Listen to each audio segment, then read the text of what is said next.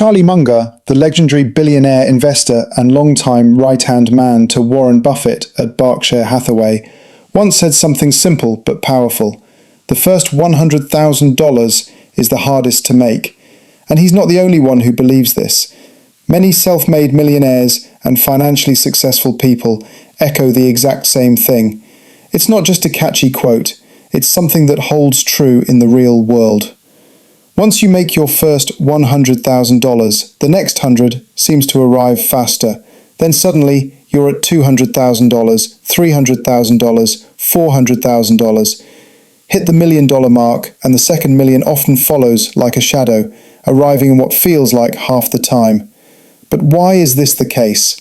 Why does the beginning feel like climbing a mountain in flip-flops, while the later stages feel more like riding downhill on a bicycle? In this video, let's dig into why that first $100,000 feels like the slowest, most painful climb, and more importantly, what you can do to speed that up so you can build wealth years earlier than most people even start.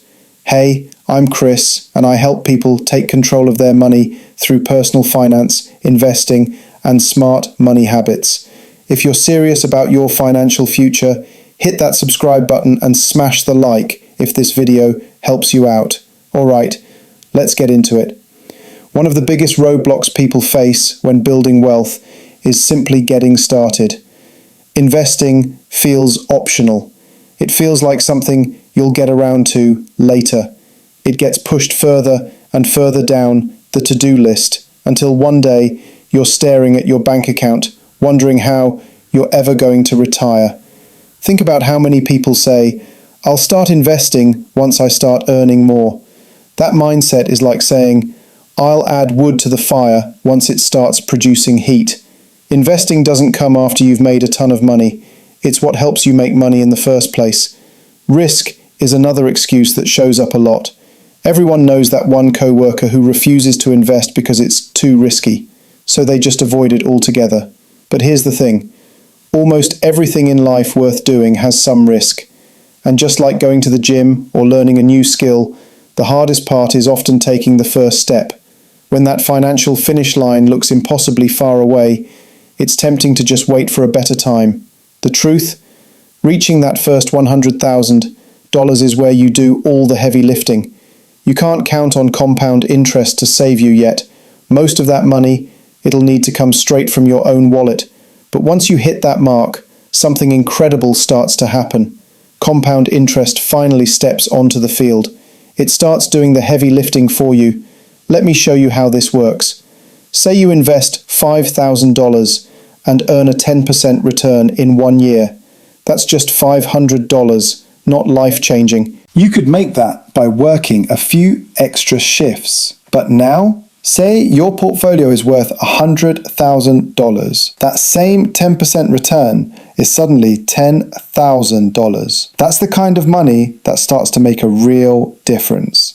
Now picture this. You reach $1 million portfolio. 10% on that is $100,000 per year. That's more than many people earn at their full-time jobs. And you're earning it while you sleep.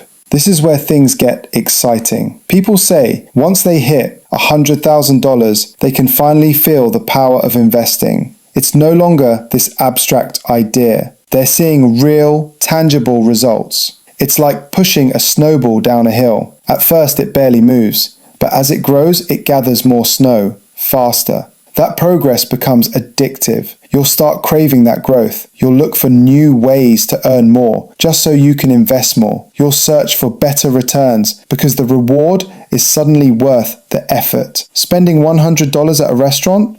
Now you'll hesitate, not because you can't afford it, but because you know what that $100 could become if invested. You're not just spending money anymore. You're weighing trade-offs with your future.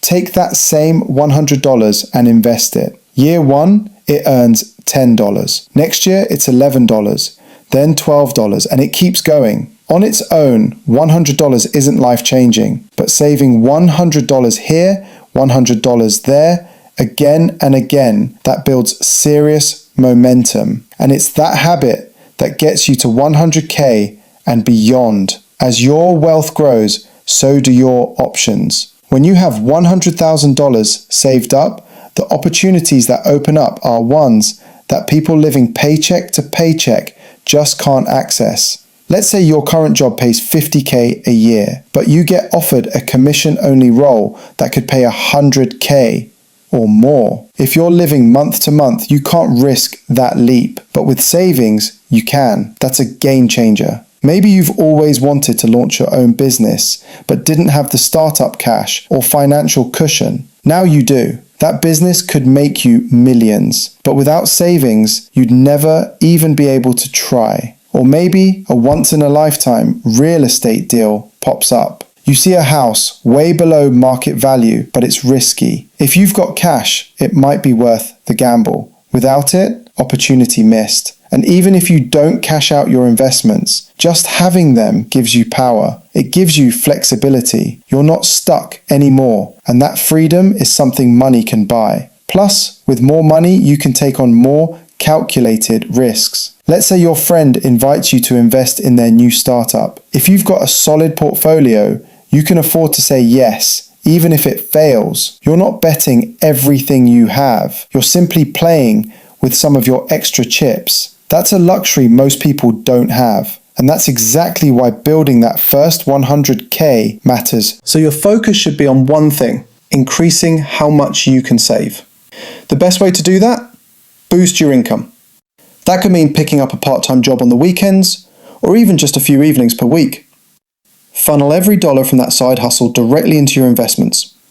Or start a small business that brings in a little extra each month. It adds up fast. Be mindful of your spending. Think about whether that $100 dinner out is truly worth it, or if it should be saved for a special occasion while you build toward your goal. These sacrifices aren't forever. They're temporary, but they matter now. Avoid big car payments for flashy vehicles you don't need. That's one of the top reasons people never hit 100K, let alone a million. And here's the best part. Once you've built that saving and investing habit, it gets easier to keep going.